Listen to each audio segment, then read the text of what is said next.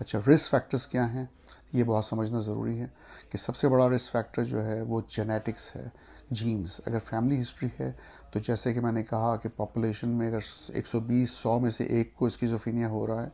तो वो बढ़ के तकरीबन 10 गुना बढ़ सकता है, 15 गुना बढ़ सकता है अगर फैमिली हिस्ट्री में स्किज़ोफ्रेनिया है तो ये एक बहुत बड़ा रिस्क फैक्टर है। दूसरा रिस्क फैक्टर स्ट्रेस। स्ट्रेस जो है 3-4 जो है वो बढ़ा देता है स्किज़ोफ्रेनिया को। ब्राउन एंड हैरिस स्टडी बहुत ही मशहूर स्टडी है, वो बहुत क्लियरली इस बात को एविडेंस बेस्ड रिसर्च के हवाले से बताती है कि ये जो ना, अगर आप स्ट्रेस में हैं तो ये 3 गुना रिस्क बढ़ रहा है स्किज़ोफ्रेनिया का। फिर drugs, substance use, alcohol use, ये बहुत हद तक जो है ना, ख़ास तौर पे कैनबिस है या फिर एम्फेटामिन यूज़ है या हेरोइन या कोकेन यूज़ है, ये बहुत हद तक स्किज़ोफ्रेनिया के सिम्टम्स को बढ़ा देते हैं और उनका ट्रीटमेंट और मुश्किल हो